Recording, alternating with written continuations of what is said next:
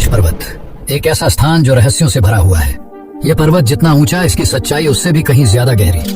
दुनिया का एकमात्र पहाड़ जिसके अंदर ऐसे अनसुलझे रहस्य हैं जो हमारी सोच और विज्ञान की सीमाओं को तोड़ देते हैं।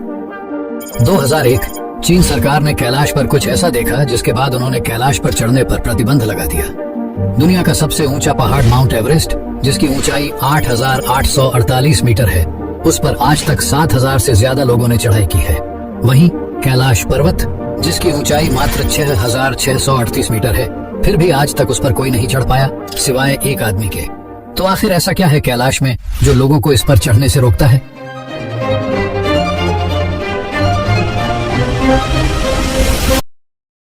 और क्यों कैलाश पर जाते ही सारे कंपास, राडार और नेविगेशन सिस्टम काम करना बंद कर देते हैं? माना जाता है कि यहाँ हिम मानव या यति भी रहते हैं, और यह दावा न सिर्फ वहाँ रहने वाले लोगों ने किया है, बल्कि 2019 में भारतीय सेना ने भी कुछ ऐसे ही दावे किए थे। प्रमाण के तौर पर उन्होंने तस्वीरें भी क्लिक की थी। कैलाश में समय की गति असामान्य रूप से बदल जाती है। इस पर्वत पर चढ़ने वालों ने बताया है कि उनके नाखून और बाल सामान्य रूप से कहीं ज्यादा तेजी से बढ़ते हैं और उनका चेहरा भी बूढ़ों की तरह लगने लगता है, मानो 2 दिनों में 2 साल का सफर तय कर लिया हो। आज तक बहुत से लोगों ने कैलाश पर चढ़ने की कोशिश की, लेकिन कोई भी उसकी चोटी तक नहीं पहुंच पाया, और जिसने पहुंचने की कोशिश की वह मारा गया। इन सब के बाद चीन ने हेलीकॉप्टर की मदद से उसकी चोटी पर पहुंचने की कोशिश की, लेकिन तो आइए जानते हैं कैलाश पर्वत के उन रहस्यों को जिनके बारे में आपने कभी सोचा तक नहीं होगा। तो कृपया इस वीडियो को अंत तक देखें, क्योंकि जो आप देखने जा रहे हैं वह आपकी सोच से भी परे है।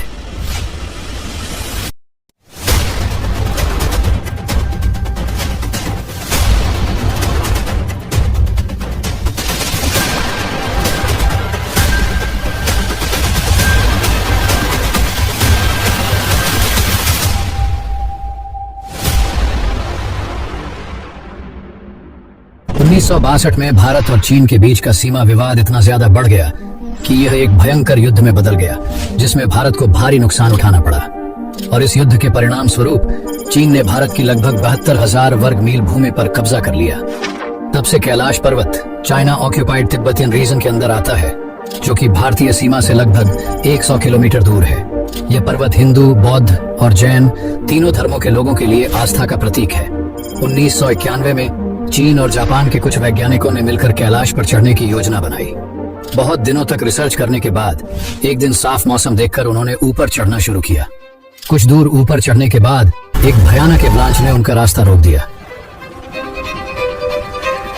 फिर बर्फबारी होने लगी और मौसम अचानक ही बदलने लगा, जिसके कारण उनके 19 वैज्ञानिकों की चढ़ाई के दौरान ही मौत हो गई।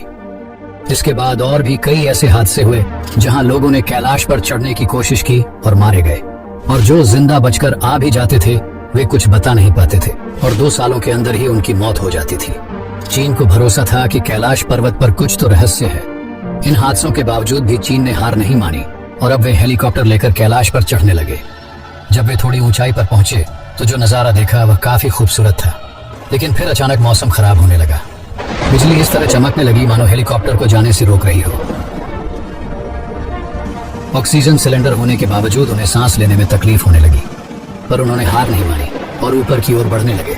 पर कुछ ही देर बाद हेलीकॉप्टर के नेविगेशन, कंपास और राडार सिस्टम ने भी काम करना बंद कर दिया। धीरे धीरे हेलीकॉप्टर के सारे पार्ट्स बंद हो रहे थे।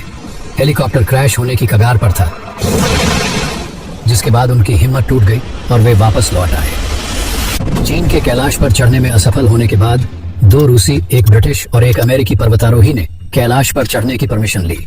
इन पर्वतारोहियों ने कई बड़े बड़े पहाड़ों पर फतह हासिल की थी। सभी को लगा कि वे कैलाश पर भी चढ़ जाएंगे, पर फिर 1 हफ्ते तक उनका कुछ पता नहीं चला। और लगभग 10 दिन बाद जब वे वापस लौटे तो जो नजारा देखने को मिला वह काफी चौंकाने वाला था।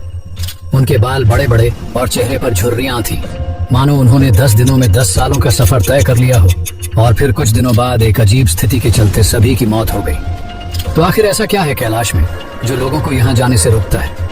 वैज्ञानिक आज तक इस सवाल का जवाब नहीं खोज पाए, पर पुराणों के अनुसार यह एक पवित्र स्थल है जिसकी रक्षा स्वयं भगवान शिव करते हैं। कुछ मान्यताओं के अनुसार यहाँ 7 चिरंजीवी और सप्तर्षियों के साथ ही महाघोरियों की शक्तियां भी हैं, जो लोगों को कैलाश पर चढ़ने से रोकती हैं।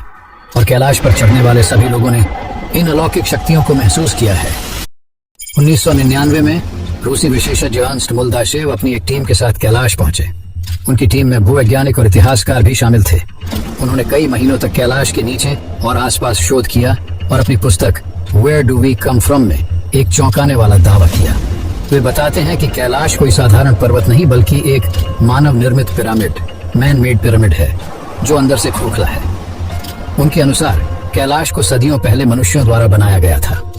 वे बताते हैं कि रात में कई बार उन्हें और उनकी टीम को कैलाश के अंदर से अजीबोगरीब आवाजें सुनाई दी, मानो उसके भीतर कोई रह रहा हो। अर्नेस्ट मुल्दाशेव की इस वर्णन से मेल खाती बात हमें हिंदू और बौद्ध ग्रंथों में भी मिलती है। इन ग्रंथों के अनुसार कैलाश के नीचे एक भव्य नगरी बसी हुई है जहाँ के लोग हजारों वर्षों से जीवित हैं। इस नगरी का नाम है शंभल या शंभला। कैलाश पर्वत पर चढ़ने वालों का दावा है कि उन्होंने बर्फ पर 3 से 4 फीट लंबे विशाल फुटप्रिंट्स देखे हैं। केवल स्थानीय लोग ही नहीं बल्कि इंडियन आर्मी ने भी ऐसे पद चिन्ह देखने का दावा किया है। 2019 में इन दावों के प्रमाण के लिए तस्वीरें और वीडियो भी बनाए गए थे। ये पद चिन्ह किसी और के नहीं बल्कि यति के माने जाते हैं, जिसे हिम मानव भी कहा जाता है। देखने वालों के अनुसार यति आधा भालू और आधा बंदर जैसा दिखता है और इसकी ऊंचाई 12 से 14 फीट होती है। यहाँ के स्थानीय लोगों ने भी इसे कई बार देखने का उल्लेख किया है और इसे देखना अशुभ माना जाता है। इसी कारण इसके बारे में ज्यादा चर्चा नहीं की जाती। यति के अलावा कैलाश की ऊंचाइयों में अघोरियों या महाअघोरियों के देखे जाने की बात भी कही जाती है। इसके कुछ प्रमाण भी हमें प्राप्त होते हैं। लेखक मयूर कालबाग अपनी किताब अघोरी दी अनटोल्ड स्टोरी में बताते हैं कि अघोरी साधक 150 से 200 वर्षों तक जीवित रह सकते हैं। माना जाता है कि यहाँ महाअघोरी भी रहते हैं जिनकी आयु 4000 से 5000 वर्ष तक हो सकती है। ये अघोरी यहाँ रहकर हजारों वर्षों तक साधना करते हैं।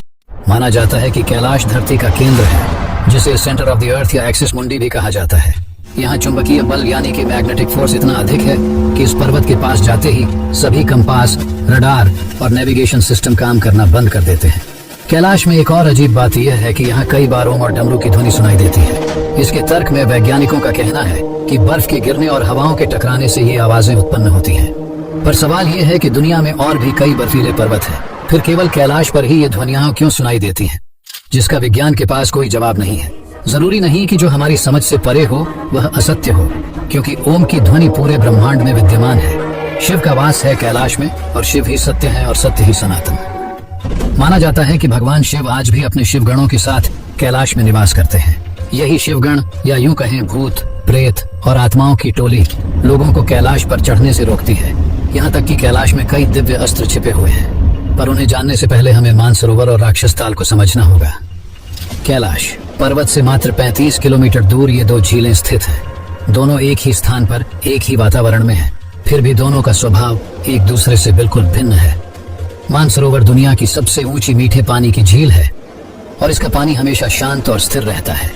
वहीं इसके बगल में स्थित राक्षस ताल का पानी इतना अधिक खारा है कि उसमें जीवन पनप नहीं सकता।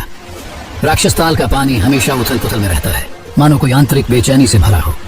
एक और रहस्य जो विज्ञान की समझ से परे है वह यह है कि मानसरोवर का पानी कभी जमता नहीं। चारों ओर बर्फ से घिरे होने के बावजूद इसका तापमान पूरे साल एक समान रहता है। वहीं राक्षस ताल का तापमान मौसम के अनुसार बदलता रहता है। माना जाता है कि मानसरोवर में स्नान करने से सभी पाप धुल जाते हैं, जिसके कारण दूर दूर से श्रद्धालु यहाँ आते हैं। बहुत समय पहले अर्थात वैदिक काल में ब्रह्मा जी ने अपनी कल्पना से इस झील का निर्माण किया था। इसी कारण मन से बनी इस झील को मानसरोवर कहा जाता है। वहीं दूसरी ओर राक्षस ताल का निर्माण रावण ने किया था। यहीं बैठकर रावण ने भगवान शिव की तपस्या की थी। इस स्थान पर जाने वाले लोगों को एक नकारात्मक ऊर्जा का अनुभव होता है। दोस्तों, वैसे तो कैलाश के अंदर कई ऐसे रहस्य हैं जो विज्ञान और मानव की कल्पना से कहीं बड़े हैं। कैलाश केवल एक पर्वत नहीं है बल्कि लोगों की आस्था और भक्ति का भी केंद्र है। शिवजी का वास स्वयं कैलाश में माना जाता है और यह भी कहा जाता है कि कई अद्भुत अस्त्र कैलाश की बर्फ की चादर के नीचे छिपे हुए हैं। यहाँ ब्रह्मशिर, ब्रह्मास्त्र, अर्जुन का गांडीव, शारंग जैसे कई दिव्य अस्त्र गुप्त रूप से सुरक्षित हैं। कहा जाता है कि यहाँ शिरोमणि भी छिपी हुई है। ये वही मणि है जिसे श्री कृष्ण ने अश्वत्थामा से छीन लिया था और पांडवों को दे दिया था। जब पांडव अपने पापों से मुक्ति पाने के लिए स्वर्ग की यात्रा पर निकले, तब युधिष्ठिर ने श्री कृष्ण के कहने पर इस मणि को इसी पर्वत में छिपा दिया ताकि सही समय आने पर यह मणि अश्वत्थामा तक पहुंच सके। तब से यह मणि सही समय की प्रतीक्षा कर रही है। इसे प्रतीक्षा है अश्वत्थामा की, सभी दिव्य अस्त्रों की और अमर चिरंजीवियों की। इसे प्रतीक्षा है कलयुग के अंत की, ताकि जब कलयुग के अंत में भयंकर युद्ध होगा तो यह भगवान कल्कि की सहायता कर सके। तो दोस्तों, इस वीडियो में बस इतना ही। अगर आपको इस वीडियो से कुछ नया सीखने को मिला हो तो इसे जरूर शेयर करें और ऐसे ही और रोचक वीडियो देखने के लिए चैनल को सब्सक्राइब करें। धन्यवाद।